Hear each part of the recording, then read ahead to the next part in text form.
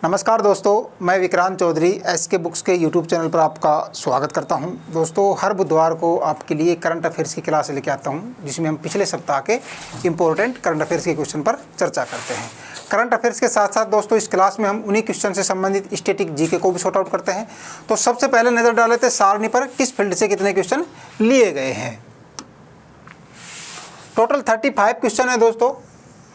खेल की बात करें तो खेल से 6 क्वेश्चन हैं, प्रमुख व्यक्ति और नियुक्ति से 3 क्वेश्चन लिए गए हैं, स्थान से 4 क्वेश्चन हैं, पुरस्कार से 3 क्वेश्चन लिए गए हैं, रक्षा से 5 क्वेश्चन है, विज्ञान और प्रौद्योगिकी से 2 है, योजना से 3 क्वेश्चन है और लास्ट में विविध से 9 क्वेश्चन है। शुरुआत करेंगे हमेशा की तरह खेल के साथ में। पहला पार्ट देखेंगे खेल का। हाल ही में महिला क्रिकेट विश्व कप 2025 को बढ़ावा देने के लिए अंतर्राष्ट्रीय क्रिकेट परिषद ने किसके साथ साझेदारी की है।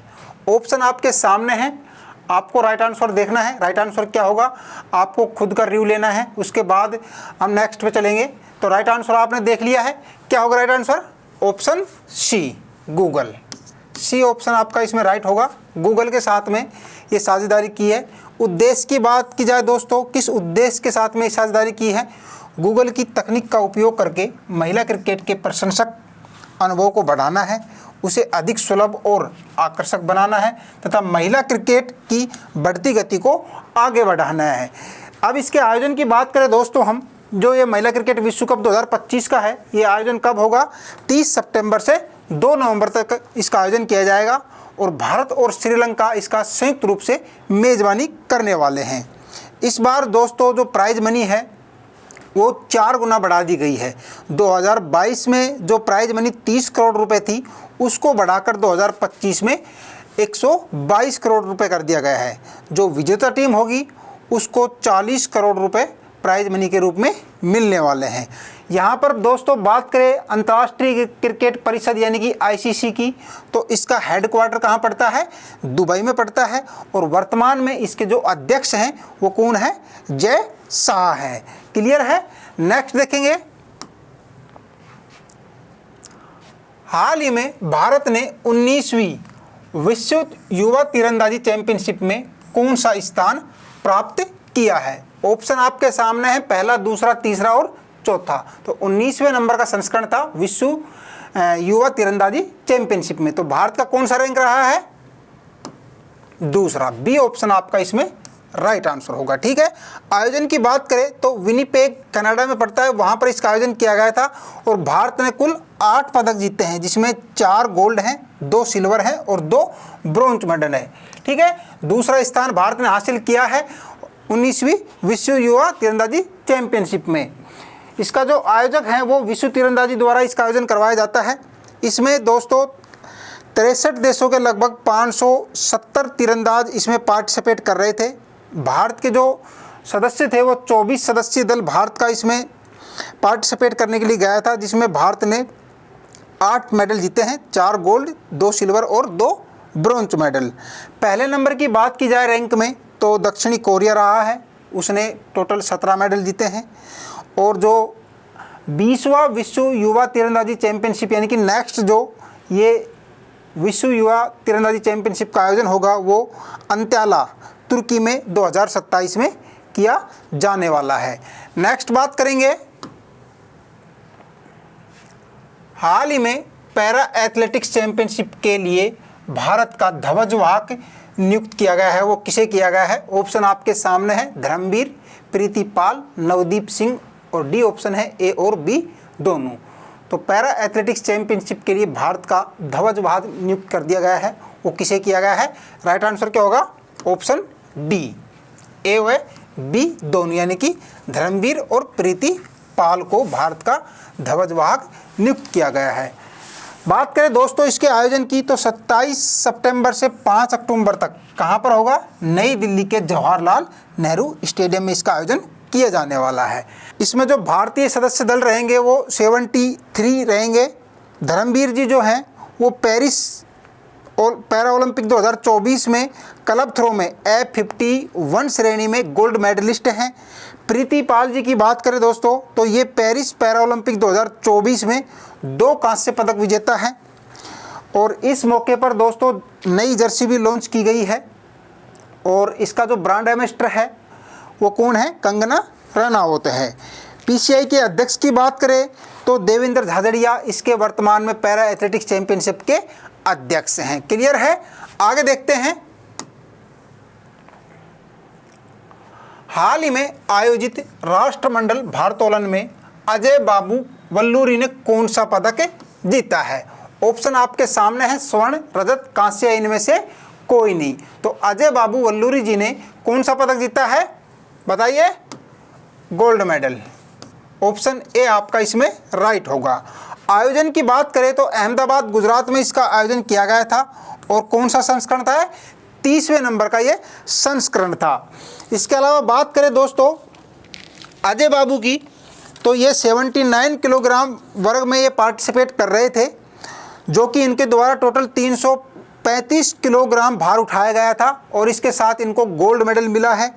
इसी टूर्नामेंट में टोक्यो ओलंपिक की गोल्ड मेडलिस्ट मीराबाई चानू, जो कि 48 किलोग्राम वेट में पार्टिसिपेट करती है, इनको भी गोल्ड मेडल मिला है। इसके अलावा बात करें दोस्तों हरजिंदर कौर जी की, वो 69 किलोग्राम कैटेगरी में थी और इनको कांस्य पदक मिला है। नेक्स्ट बात करेंगे, हाल ही में BWF वर्ल्ड बैडमिंटन चैंपियनशिप में भारतीय शटलर्स सात्विक साईराज, रंकी रेड्डी और चिराग शेट्टी ने कौन सा पदक जीता है? ऑप्शन आपके सामने है, कांस्य, रजत, स्वर्ण या इनमें से कोई नहीं। तो राइट आंसर क्या होगा? ऑप्शन आपका ए, कांस्य पदक इन द्वारा जीता गया है। आयोजन की बात की जाए दोस्तों तो पेरिस फ्रांस में इसका आयोजन किया गया था और कौन से नंबर का संस्करण था? ये 29 नंबर का ये संस्करण था और इस जोड़ी ने दोस्तों विश्व चैंपियनशिप में ये दूसरा पदक जीता है। इससे पहले जो पहला पदक जीता था वो कांस्य पदक ही जीता था 2022 में टोक्यो जापान में। आयोजनकर्ता की बात करें दोस्तों तो BWF यानी कि वर्ल्ड बैडमिंटन चैंपियनशिप इसका आयोजन करता है। और स्थापना की बात करें हम, विश्व बैडमिंटन महासंघ की स्थापना 5 जुलाई 1934 को इसकी स्थापना हुई थी और इसका जो हेडक्वार्टर पड़ता है वो कुआलालंपुर मलेशिया में इसका हेडक्वार्टर पड़ता है। नेक्स्ट देखेंगे, हाल ही में अमेरिका में आयोजित सिंकफील्ड कप 2025 का खिताब किसने जीता है? ऑप्शन आपके सामने हैं, 4 ऑप्शन हैं। राइट आंसर आपको देखना है क्या राइट आंसर होगा। चलिए नेक्स्ट आंसर देखते हैं क्या होगा इसका answer. Option D, Wesley So. शतरंज का टूर्नामेंट है दोस्तों ये सिंकफील्ड कप 2025। इसमें ये अमेरिकन है, अमेरिकन खिलाड़ी हैं ये वेस्ली सो और इनके द्वारा इसमें ये टूर्नामेंट जीता गया है। आर प्रज्ञानंद की बात करें दोस्तों, भारतीय खिलाड़ी हैं ये, 2nd नंबर पर रहे हैं। ठीक है, नेक्स्ट देखेंगे, प्रमुख व्यक्ति के क्वेश्चन। हाल ही में अंतर्राष्ट्रीय मुद्रा कोष यानी कि IMF का कार्यकारी निदेशक नियुक्त किसे किया गया है? ऑप्शन आपके सामने है, विमल जालान, शक्तिकांत दास, उर्जित पटेल और रघुराम राजन। तो राइट आंसर क्या होगा? ऑप्शन सी, उर्जित पटेल को IMF यानी कि अंतर्राष्ट्रीय मुद्रा कोष का कार्यकारी निदेशक नियुक्त किया गया है। बात करें दोस्तों उर्जित पटेल जी की तो भारतीय रिजर्व बैंक यानी कि RBI के ये पूर्व गवर्नर हैं और इनको 3 वर्ष की अवधि के लिए IMF का कार्यकारी निदेशक नियुक्त किया गया है। बात करें दोस्तों पटेल जी की तो इनको ये भारत के 24वें गवर्नर थे। सितंबर 2016 से दिसंबर 2018 तक ये पद पर कार्यरत थे और इनको अब 3 साल के लिए अंतर्राष्ट्रीय मुद्रा कोष में कार्यकारी निदेशक के रूप में नियुक्त किया गया है। हम बात करें अंतर्राष्ट्रीय मुद्रा कोष यानी कि IMF की स्थापना की तो 1944 में इसकी स्थापना हुई थी और इसका जो हेडक्वार्टर पड़ता है वो वाशिंगटन DC में इसका हेडक्वार्टर पड़ता है। क्लियर है? आगे देखते हैं। हाल ही में दिनेश के पटनायक को किस देश में भारत का उच्चायुक्त नियुक्त किया गया है? ऑप्शन आपके सामने है, ब्राजील, जापान, चीन या फिर कनाडा। तो किस देश में भारत का उच्चायुक्त नियुक्त किया गया है इनको? ऑप्शन डी कनाडा आपका इसमें राइट आंसर होगा। बात करें दिनेश के पटनायक जी की, तो ये 1990 बैच के IFS अधिकारी यानी कि भारतीय विदेश सेवा के अधिकारी हैं और इनको स्पेन, कंबोडिया और मोरक्को में भारत के राजदूत के पद पर ये कार्य कर चुके हैं। इसके अलावा UK में ये उप उच्चायुक्त के रूप में भी कार्य कर चुके हैं। इसके अलावा बात की जाए भारतीय सांस्कृतिक संबंध परिषद के, ये महानिदेशक के पद पर भी कार्य कर चुके हैं। बात यहाँ कनाडा की आई है, तो कनाडा के प्रधानमंत्री कौन है? मार्क कार्नी जी। नेक्स्ट बात करेंगे, हाल ही में राष्ट्रपति द्रौपदी मुर्मू जी द्वारा उच्चतम न्यायालय में न्यायाधीश के रूप में किसे नियुक्त किया गया है? यानी कि सुप्रीम कोर्ट में राष्ट्रपति द्रौपदी मुर्मू जी द्वारा न्यायाधीश नियुक्त किए गए हैं, वो कौन कौन किए गए हैं? जस्टिस विपुल पंचोली, जस्टिस आलोक आराधे, जस्टिस AK सक्सेना या फिर A और B दोनों। तो राइट आंसर क्या होगा आपका? ऑप्शन डी A व B दोनों, यानी कि जस्टिस विपुल पंचोली और जस्टिस आलोक आराधे जी। ठीक है, मुंबई हाई कोर्ट के मुख्य न्यायाधीश आलोक आराधे जी हैं और पटना हाई कोर्ट के मुख्य न्यायाधीश विपुल मनुभाई पंचोली, इन दोनों को सुप्रीम कोर्ट के न्यायाधीश के रूप में राष्ट्रपति द्रौपदी मुर्मू जी द्वारा नियुक्त किया गया है। इसके साथ ही दोस्तों सुप्रीम कोर्ट जो दिल्ली में है उसमें न्यायाधीशों की संख्या कंप्लीट हो गई है। उसमें 33 + 1 यानी कि 33 न्यायाधीश और एक मुख्य न्यायाधीश होता है। टोटल 34 इसमें न्यायाधीश होते हैं। अब ये कंप्लीट हो चुके हैं। बात करें दोस्तों वर्तमान में भारत के मुख्य न्यायाधीश की बात करें हम, तो रामकृष्ण गवई जी भारत में मुख्य न्यायाधीश हैं। और पहले की बात करें हम, पहले मुख्य न्यायाधीश CJI कौन थे? हरिलाल जे कानिया जी। यहाँ पर सुप्रीम कोर्ट की बात करें स्थापना की हम, तो 28 जनवरी 1950 को इसकी स्थापना की गई थी। नेक्स्ट बात करेंगे स्थान से संबंधित क्वेश्चंस की। हाल ही में भारत के सबसे बड़े एरो इंजन परीक्षण केंद्र का उद्घाटन कहाँ किया गया है? ऑप्शन आपके सामने है, मध्य प्रदेश, बिहार, उत्तर प्रदेश और राजस्थान। तो राइट आंसर आपको बताना है, क्या होगा राइट आंसर? ऑप्शन सी उत्तर प्रदेश में। उत्तर प्रदेश के गौतम बुद्ध नगर में देश के सबसे बड़े एरो इंजन परीक्षण केंद्र का उद्घाटन किया गया है। उद्घाटन की बात करें तो दोस्तों रक्षा मंत्री राजनाथ सिंह जी और उत्तर प्रदेश के जो मुख्यमंत्री हैं योगी आदित्यनाथ जी द्वारा इसका उद्घाटन किया गया है।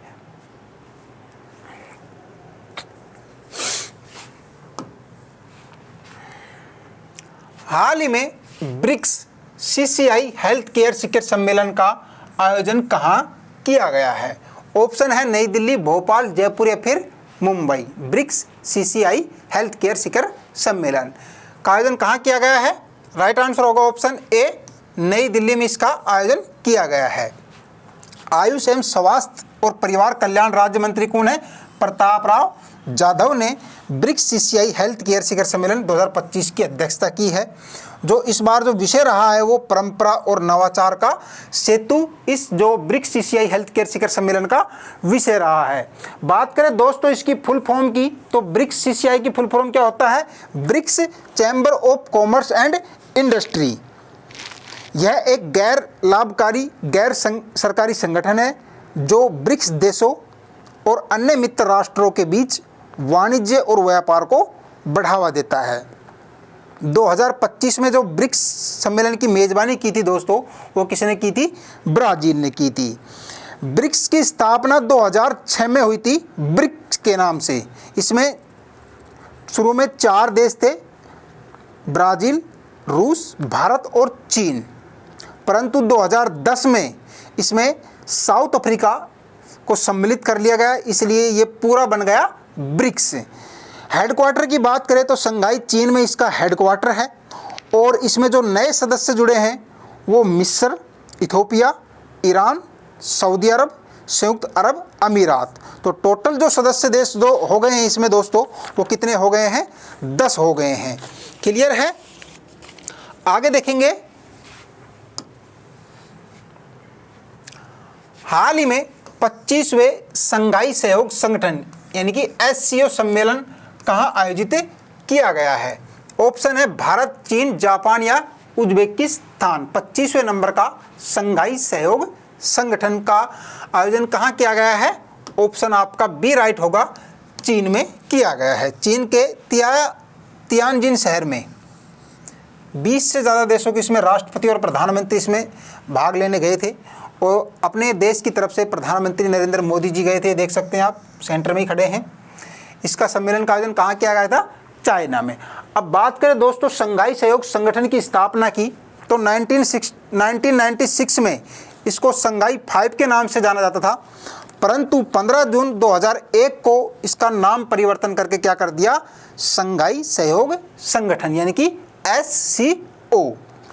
भारत की बात करें दोस्तों हम तो 2005 में भारत को इसका पर्यवेक्षक का दर्जा मिला था और 2017 में भारत इसका सदस्य बन गया था। वर्तमान में इसके जो सदस्य देश हैं वो कितने हैं?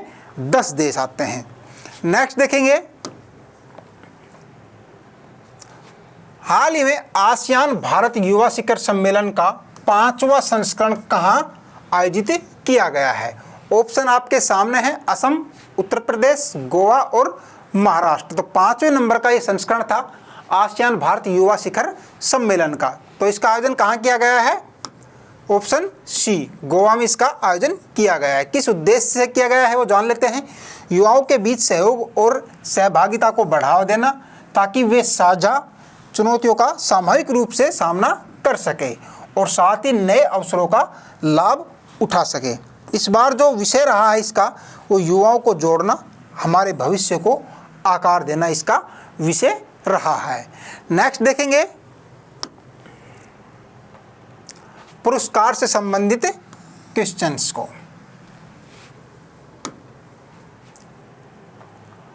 हाल ही में रेमन मैग्सेसे पुरस्कार जीतने वाला पहला भारतीय संगठन बना है। रेमन मैग्सेसे पुरस्कार जीतने वाला ऑप्शन आपके सामने है, Goonj, smile foundation, educate girls और डी ऑप्शन है टीच फॉर इंडिया। तो राइट आंसर क्या होगा? Option C, educate girls. इस पुरस्कार की शुरुआत की बात करें दोस्तों तो 1957 में अमेरिका के धनी रॉकफेलर परिवार द्वारा स्थापित रॉकफेलर ब्रदर्स फंड एंड ट्रस्टियों द्वारा फिलीपींस सरकार द्वारा इसको शुरू किया गया था।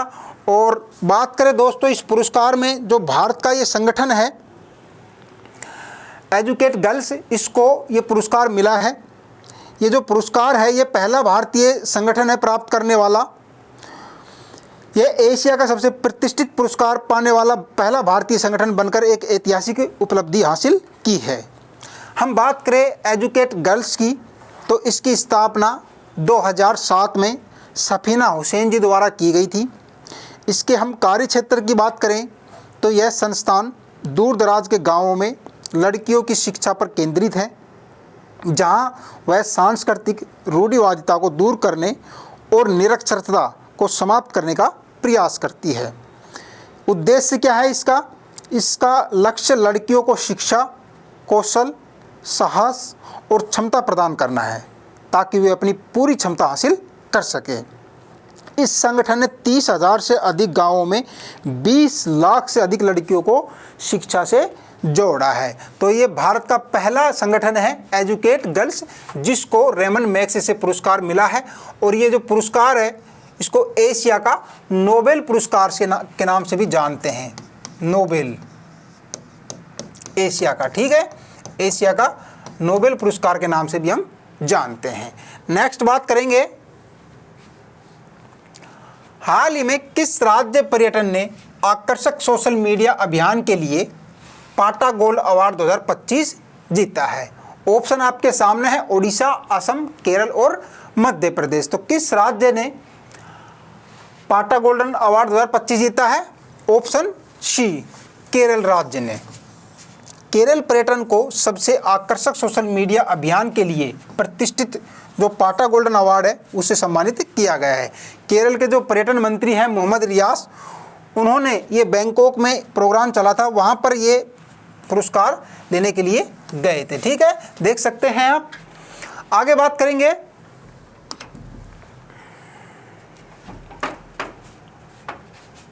हाल ही में 2022-23 का स्कोप एमिनेस पुरस्कार किसके द्वारा प्रदान किया गया है? ऑप्शन आपके सामने है, द्रौपदी मुर्मू जी, नरेंद्र मोदी जी, ओम बिरला जी और निर्मला सीतारमण जी।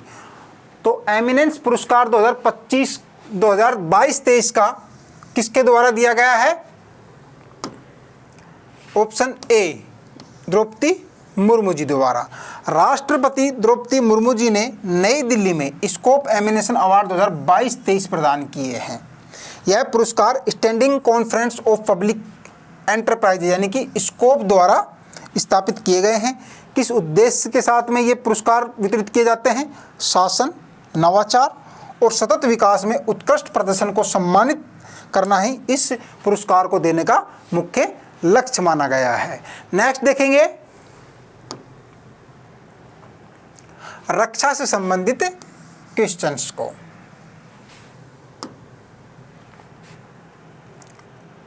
हाल ही में भारतीय सेना द्वारा युद्ध कौशल 3.0 बहुक्षेत्रीय अभ्यास का आयोजन कहाँ किया गया है?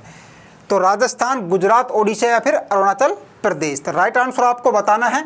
युद्ध कौशल 3.0 बहुक्षेत्रीय अभ्यास कहाँ चल रहा है? ये अरुणाचल प्रदेश। डी ऑप्शन आपका इसमें राइट होगा।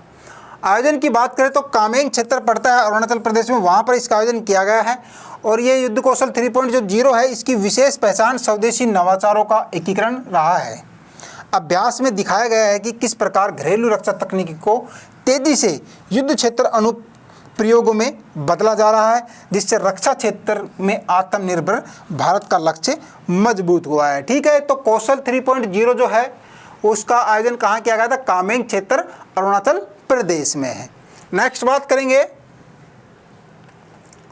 हाल ही में सैन्य परिवेश में शारीरिक और मानसिक आघात पर केंद्रित एक अंतर्राष्ट्रीय सम्मेलन मिल मेडिकॉन 2025 का आयोजन कहाँ किया गया?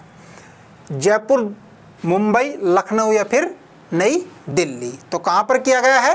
राइट आंसर क्या होगा? ऑप्शन डी, नई दिल्ली में। रक्षा राज्य मंत्री कौन है? संजय सेठ जी हैं। उन्होंने नई दिल्ली के मानेकशॉ सेंटर में ये जो मिल मेडिकॉन 2025 है इसका उद्घाटन किया है। क्या उद्देश्य है वो भी जान लेते हैं। युद्ध क्षेत्र में ट्रॉमा केयर को बेहतर बनाना, वैश्विक चिकित्सा सहयोग को मजबूत करना और सैन्य स्वास्थ्य अवसंरचना का आधुनिकीकरण करना, अंतर्राष्ट्रीय सर्वोत्तम प्रथाओं का समावेश करना ही इस जो मिल मेडिकॉन 2025 का आयोजन करने का मुख्य उद्देश्य माना गया है। नेक्स्ट बात करेंगे हाल ही में भारत और थाईलैंड के बीच मैत्री अभ्यास का आयोजन कहाँ किया जा रहा है? ऑप्शन है तमिलनाडु, मेघालय, जैसलमेर या फिर गुजरात में। तो कहाँ पर किया जा रहा है मैत्री अभ्यास का आयोजन? ऑप्शन बी, मेघालय में। ये 1 से 14 सितंबर तक चलने वाला है। अभी ये अभ्यास चल रहा है। कहाँ पर चल रहा है? उमरोई, मेघालय में इसका आयोजन किया जा रहा है। संस्करण की बात करें दोस्तों तो कौन सा संस्करण है? 14वां संस्करण है। ठीक है, क्या उद्देश्य है? ऐसे क्षेत्र में आतंकवाद रोधी अभियानों में दोनों सेनाओं की इंटरऑपरेबिलिटी, प्रशिक्षण, रणनीति और समन्वय कौशल को और अधिक निखारना ही इस युद्ध अभ्यास करने का मुख्य उद्देश्य माना जाता है। जो 13वें नंबर का जो संस्करण था दोस्तों उसका आयोजन थाईलैंड में किया गया था। ठीक है, थाईलैंड के टांग प्रांत के फोर्ट वाची प्रकरण में इसका आयोजन किया गया था। ठीक है, 14वें नंबर का संस्करण था ये, मेघालय के उमरोई में इसका आयोजन किया जा रहा है। नेक्स्ट बात करेंगे हाल ही में किस राज्य में भारतीय सेना द्वारा आरोग्य सेतु अभ्यास किया गया है? ऑप्शन है असम, बिहार, राजस्थान या फिर हरियाणा। तो भारतीय सेना इंडियन आर्मी द्वारा आरोग्य सेतु अभ्यास कहाँ किया गया है? राइट आंसर क्या होगा? ऑप्शन ए, असम में। भारतीय सेना ने पहली एक्सरसाइज आरोग्य सेतु का आयोजन असम के तिनसुकिया जिले के रूपाई डुमडुमा में किया है। ठीक है, किस उद्देश्य के साथ में ये अभ्यास किया गया है? सेना मेडिकल कोर, वरिष्ठ नागरिक डॉक्टरों, प्राथमिक स्वास्थ्य केंद्रों और नॉर्दर्न फ्रंटियर रेलवे अस्पताल तिनसुकिया के बीच सहयोग को बढ़ाना था। इस दौरान आपदा और युद्ध जैसी परिस्थितियों में संयुक्त प्रतिक्रिया पर जोर दिया गया है। ठीक है, तो ये भारतीय सेना द्वारा आरोग्य सेतु अभ्यास है, ये असम राज्य में किया गया है, तिनसुकिया जिले में। ठीक है, नेक्स्ट देखेंगे, हाल ही में भारतीय सेना ने टेरियर साइबर क्वेस्ट 2025 का आयोजन कहाँ किया है? ऑप्शन है नई दिल्ली, बिहार, राजस्थान या फिर हरियाणा। तो इंडियन आर्मी द्वारा टेरियर साइबर क्वेस्ट 2025 का आयोजन कहाँ किया गया है? राइट आंसर क्या होगा? ऑप्शन ए, नई दिल्ली में। भारतीय सेना की टेरिटोरियल आर्मी, IIT मद्रास, भारतीय सेना रिसर्च सेल यानी कि IARC और साइबर पीस के साथ मिलकर टेरियर साइबर क्वेस्ट 2025 का आयोजन नई दिल्ली में किया गया। ठीक है, क्या उद्देश्य है आयोजन करने का? प्रौद्योगिकी के माध्यम से आधुनिक रक्षा चुनौतियों का सामना करने के लिए शिक्षा, रक्षा उद्योग और सरकार के साथ भारत की प्रतिभाशाली युवाओं को एकजुट करना ही इस टेरियर साइबर क्वेस्ट 2025 का आयोजन करने का मुख्य उद्देश्य माना गया है। ठीक है, आगे देखें, विज्ञान और प्रौद्योगिकी के क्वेश्चन। हाल ही में लॉन्च किया गया AI संचालित जनजातीय भाषा अनुवादक कौन सा है? ऑप्शन आपके सामने, कुशलवादक, आदिवाणी अनुवादक या फिर श्रोता। तो AI संचालित जनजातीय भाषा अनुवादक अभी लॉन्च किया गया है, उसका क्या नाम है? Option B, Adivaani. केंद्र सरकार आदिवाणी एक AI आधारित अनुवाद ऐप का बीटा संस्करण लॉन्च किया है। ठीक है, जिसे जनजातीय जिलों में संचार और क्षमता निर्माण को सुदृढ़ किया जा सकेगा। किस उद्देश्य से? हिंदी, अंग्रेजी व 6 आदिवासी भाषाएं कौन कौन सी हैं? भीली, मुंडारी, गोंडी, संताली, कुई और गारो के बीच भाषण तथा पाठ का अनुवादन करना। ठीक है, जो ये भाषाएं हैं इनकी ट्रांसलेट करना इन भाषाओं को। ठीक है, इस माध्यम से ये केंद्र सरकार द्वारा ये आदिवाणी ऐप को लॉन्च किया गया है। नेक्स्ट बात करेंगे, हाल ही में किस राज्य में भारत का पहला पूर्ण स्तरीय सेमीकंडक्टर संयंत्र खोला गया है? बिहार, उत्तर प्रदेश, गुजरात या आंध्र प्रदेश। तो भारत का दोस्तों पहला पूर्ण स्तरीय सेमीकंडक्टर कहाँ खोला गया है? गुजरात में। गुजरात के साणंद में ये खोला गया है, जो कि भारत का पहला पूर्ण स्तरीय सेमीकंडक्टर संयंत्र है। ठीक है, नेक्स्ट देखेंगे, योजना से संबंधित क्वेश्चंस को। हाल ही में लाडो लक्ष्मी योजना कहाँ शुरू किया गया है? ऑप्शन है पश्चिम बंगाल, हरियाणा, बिहार या फिर महाराष्ट्र में। तो कहाँ पर किया गया है इस योजना को शुरू? ऑप्शन बी, हरियाणा में। हरियाणा के मुख्यमंत्री नायब सिंह सैनी जी द्वारा इस योजना को शुरू किया गया है, जिसमें इस योजना के माध्यम से दोस्तों 23 वर्ष और उससे अधिक आयु के सभी पात्र महिलाओं को 2100 रुपये प्रति माह दिए जाएंगे। ठीक है, विवाहित हो या अविवाहित हो दोनों ही महिलाएं इसके लिए आवेदन कर सकती हैं।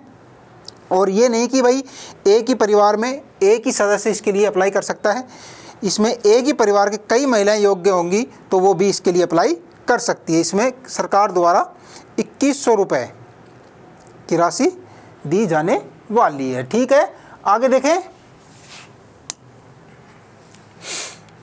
हाल ही में किस राज्य सरकार ने महिलाओं को रोजगार देने के लिए महिला रोजगार योजना शुरू की गई है? यह है तेलंगाना, बिहार, कर्नाटक या फिर तमिलनाडु। तो महिलाओं को रोजगार देने के लिए महिला रोजगार योजना किस राज्य ने शुरू किया है?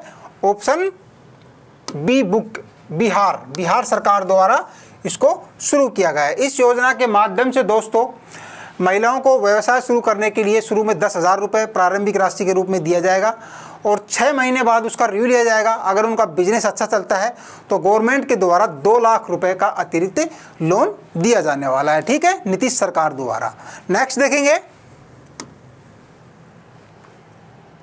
हाल ही में प्रधानमंत्री स्ट्रीट वेंडर्स आत्मनिर्भर निधि यानी कि PM स्वनिधि योजना के पुनर्गठन और विस्तार को कब तक मंजूरी दी गई है? ये ऑप्शन है, इसका बढ़ा दिया गया है। वो कब तक बढ़ाया है? 31 मार्च 2027, 31 मार्च 2028, 31 मार्च 2029 और 31 मार्च 2030 तक पीएम स्वनिधि योजना है। इसको कार्यकाल इसका बढ़ा दिया है। वो कब तक कर दिया है? ऑप्शन डी 31 मार्च 2030 तक। पीएम स्वनिधि योजना की शुरुआत दोस्तों 1 जून 2020 को हुई थी, जब सरकार ने कोविड-19 महामारी के दौरान अभूतपूर्व कठिनाइयों का सामना करने वाले रेहड़ी पटरी वालों की सहायता के लिए इस योजना को शुरू किया गया था। और इस योजना का जो लक्ष्य है वो 1 करोड़ 15 लाख अभ्यर्थियों को लाभान्वित करना है, जिसमें 50 लाख नए लाभार्थी भी शामिल हैं। ठीक है, तो इसको 31 मार्च 2030 तक बढ़ा दिया गया है। नेक्स्ट देखेंगे, अंतिम पार्ट है विविध का। विविध के क्वेश्चन देखेंगे अभी। हाल ही में भारत की बायो-3 नीति के तहत पहला राष्ट्रीय बायो फाउंड्री नेटवर्क किसने लॉन्च किया है? ऑप्शन आपके सामने द्रौपदी मुर्मू जी, नरेंद्र मोदी जी, जितेंद्र सिंह जी और ओम बिरला जी। तो ये भारत का पहला राष्ट्रीय बायो फाउंड्री नेटवर्क है। इसको किसने लॉन्च किया है? ऑप्शन सी जितेंद्र सिंह जी, विज्ञान एवं प्रौद्योगिकी मंत्री हैं। इनके द्वारा इसको लॉन्च किया गया है। किस उद्देश्य के साथ में इसको लॉन्च किया है? स्वदेशी बायो मैन्युफैक्चरिंग क्षमता को मजबूत करना है, बायो-3 नीति के 3 स्तंभों यानी कि अर्थव्यवस्था, पर्यावरण और रोजगार के लक्ष्यों को पूरा करना है, अनुसंधान से बाजार तक बायोटेक नवाचारों की गति को तेज करना है, युवा नवाचार, स्टार्टअप्स और उद्यमिता को प्रोत्साहित करना है, साथ ही भारत को सतत बायोटेक्नोलॉजी में वैश्विक नेतृत्वकर्ता के रूप में आगे बढ़ाना है। ठीक है, आगे बढ़े। हाल ही में किसके द्वारा टोल प्लाजा कर्मचारियों के बच्चों की शिक्षा के लिए प्रोजेक्ट आरोहण शुरू किया गया है? ऑप्शन आपके सामने है, शिक्षा मंत्रालय, गृह मंत्रालय, भारतीय राष्ट्रीय राजमार्ग प्राधिकरण मंत्रालय और भारतीय स्टेट बैंक। यानी कि टोल प्लाजा कर्मचारियों के बच्चों की शिक्षा के लिए ये प्रोजेक्ट आरोहण शुरू किया गया है। वो किसके द्वारा किया गया है? भारतीय राष्ट्रीय राजमार्ग प्राधिकरण यानी कि NHAI द्वारा। ठीक है, यह परियोजना नई दिल्ली में स्थित NHAI मुख्यालय में चेयरमैन जो है वो श्री संतोष कुमार यादव जी, इसके द्वारा इसको शुरू किया गया है। प्रोजेक्ट आरोहण उन परिवारों के लिए समर्पित है जो भारत के राष्ट्रीय राजमार्गों पर काम करते हैं। क्या उद्देश्य है? जान लेते हैं उद्देश्य को भी। निम्न आय वर्ग की लड़कियों, प्रथम पीढ़ी के शिक्षार्थियों, अनुसूचित जाति और अनुसूचित जनजाति या फिर अन्य पिछड़ा वर्ग के एवं अल्पसंख्यक समुदाय के विद्यार्थियों को गुणवत्तापूर्ण शिक्षा तक समान अवसर दिलाना ही इस प्रोजेक्ट आरोहण को शुरू करने का मुख्य उद्देश्य माना जाता है। नेक्स्ट बात करेंगे, हाल ही में प्रधानमंत्री नरेंद्र मोदी जी को किस देश की यात्रा के दौरान दरुमा गुड़िया भेंट की गई है? ऑप्शन है जापान, चीन, रूस और भूटान। तो मोदी जी अभी देश की यात्रा पे थे। किस देश की यात्रा पे थे? जापान की पे। ठीक है, तो जापान देश में वहाँ पर इनको एक दरुमा गुड़िया भेंट की गई है। देख सकते हैं आप मोदी जी को। इस गुड़िया के बारे में जान लेते हैं। जापानी संस्कृति में दरुमा गुड़िया को सौभाग्य और दृढ़ता का शुभ प्रतीक माना जाता है। ठीक है, पारंपरिक रूप से यह लाल रंग की होती है और इसे बौद्ध धर्म यानी कि दरुमा दाइसी के रूप में गढ़ा जाता है, जो जापान में जैन बौद्ध धर्म के प्रवर्तक माने जाते हैं। ठीक है, यह गुड़िया लक्ष्य निर्धारण, धैर्य और विपरीत परिस्थितियों में सफलता का प्रतीक माना जाता है। तो जापान में नरेंद्र मोदी जी को दरुमा गुड़िया भेंट किया गया है। नेक्स्ट देखते हैं, हाल ही में वैश्विक शांति सूचकांक 2025 में भारत को कौन सा स्थान दिया गया है? ऑप्शन आपके सामने है, 115वां, 101वां, 120वां और 110वां। तो भारत को वैश्विक जो शांति सूचकांक है इसमें कौन सा स्थान मिला है? 115वां। प्रकाशन की बात करें दोस्तों तो यह सूचकांक institute for economics and peace यानी कि IP द्वारा ये वर्ष 2007 से ये प्रकाशित किया जा रहा है और इसमें जो शामिल देश हैं वो 163 स्वतंत्र देशों एवं क्षेत्रों को उनकी शांति के स्तर पर ये रैंकिंग प्रदान की जाती है। इसमें जो 163 नंबर पर है वो रूस है अंतिम पे, और 162 पे कौन है? यूक्रेन। इन दोनों के बीच अभी आपको पता है लड़ाई चल रही है, और पहले नंबर पर आइसलैंड आता है और दूसरे नंबर पर आता है आयरलैंड। ठीक है, भारत की बात करें दोस्तों तो 2024 में भारत की 116वीं रैंक थी, और 2023 की बात करें हम तो भारत की 126वीं रैंक मानी गई है। ठीक है, आगे बढ़े। नेक्स्ट देखते हैं, हाल ही में भारत का दूसरा सबसे बड़ा टाइगर रिजर्व कौन सा बना है? ऑप्शन आपके सामने हैं, Nagarjun Sagar Srisailam tiger reserve, Sundarban tiger reserve और माधव टाइगर रिजर्व। तो भारत का दूसरा सबसे बड़ा टाइगर रिजर्व कौन सा बना है? राइट आंसर क्या होगा? Option B, Sundarban tiger reserve.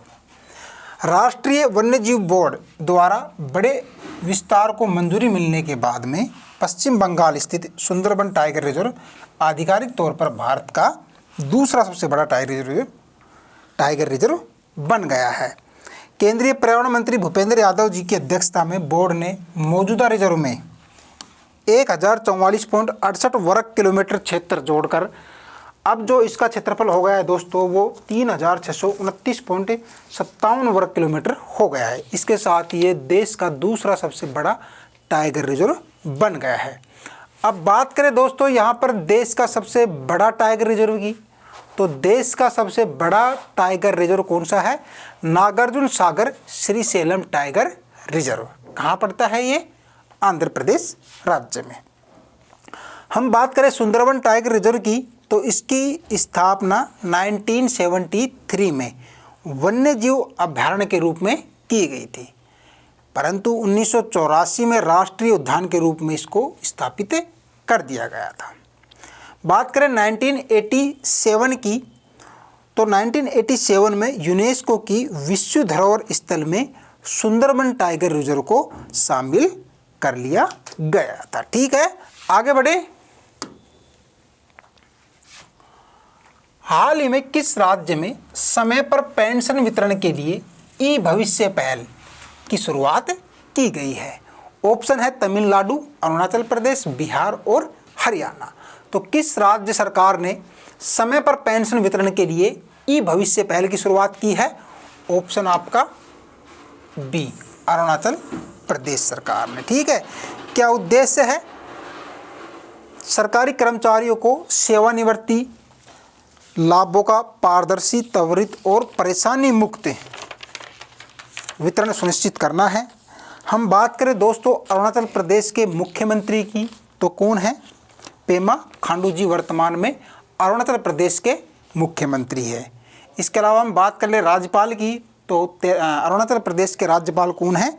Lieutenant general Kewalya Trivikram Parnaik जी वर्तमान में अरुणाचल प्रदेश के राज्यपाल हैं। ठीक है, आगे बढ़े।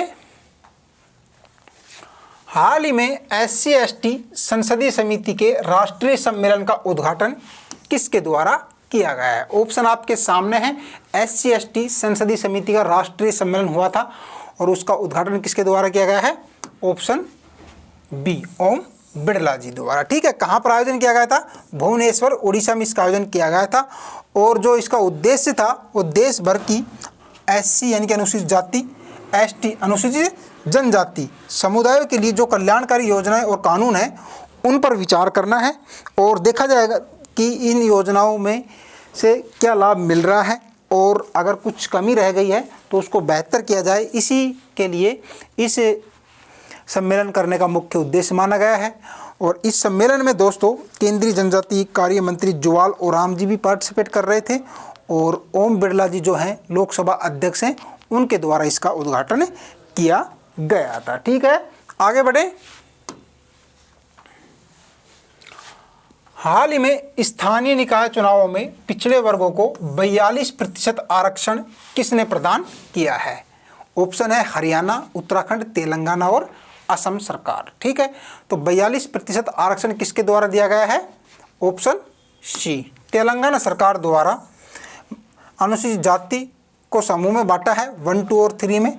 उसमें उपवर्गीय करने के बाद में शिक्षा, रोजगार और स्थानीय निकायों में पिछड़े वर्गों को 42% आरक्षण देने की घोषणा की है। ठीक है, बात करें यहाँ तेलंगाना की, तो तेलंगाना के चीफ मिनिस्टर कौन है? रेवंत रेड्डी जी हैं। और वर्तमान में जो इनके राज्यपाल हैं तेलंगाना के, वो कौन हैं? जिष्णुदेव वर्मा। तेलंगाना की बात करें दोस्तों, 2 जून 2014 को किससे अलग हुआ था? आंध्र प्रदेश से अलग होकर भारत का ये 29वां राज्य बना था। ठीक है, आगे देखें।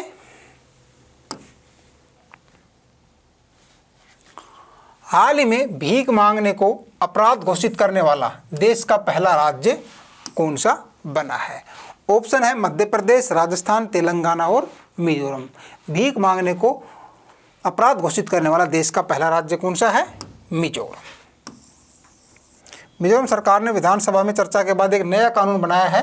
कौन सा? मिजोरम भिक्षावृत्ति निषेध विधेयक 2025 को पारित कर दिया गया है और इसके माध्यम से भिखारियों को राज्य से हटाकर उन्हें उनके मूल घर या राज्यों में भेजा जाएगा। ठीक है, यहाँ पर हम बात करें मिजोरम के मुख्यमंत्री की, तो लाल दुहामा वर्तमान में मिजोरम के मुख्यमंत्री हैं और राज्यपाल कौन है? जनरल वीके सिंह वर्तमान में मिजोरम के राज्यपाल हैं। इसके अलावा बात करें हम, मिजोरम जो है वो सीमावर्ती राज्य है, अंतर्राष्ट्रीय सीमा साझा करता है। किसके साथ में करता है? म्यांमार के साथ में। ठीक है, 510 किलोमीटर सीमा साझा करता है। म्यांमार के साथ भारत के 4 राज्य सीमा साझा करते हैं। कौन कौन से हैं? अरुणाचल प्रदेश, नागालैंड, मणिपुर और मिजोरम। ठीक है, सर्वाधिक जो है 520 किलोमीटर है, अरुणाचल प्रदेश सीमा साझा करता है और मिजोरम जो है वो कितना करता है? 510 किलोमीटर सीमा साझा करता है। टोटल 1643 किलोमीटर भारत के ये 4 राज्य जो हैं वो म्यांमार के साथ में सीमा साझा करते हैं। क्लियर है? धन्यवाद दोस्तों। कैसी लगी आपको आज की क्लास? कमेंट करके बताएं। वीडियो को लाइक करें, चैनल को सब्सक्राइब करें, अपने दोस्तों के साथ शेयर करें। मिलेंगे नेक्स्ट बुधवार को लेटेस्ट करंट अफेयर्स के क्वेश्चंस के साथ। जय हिंद।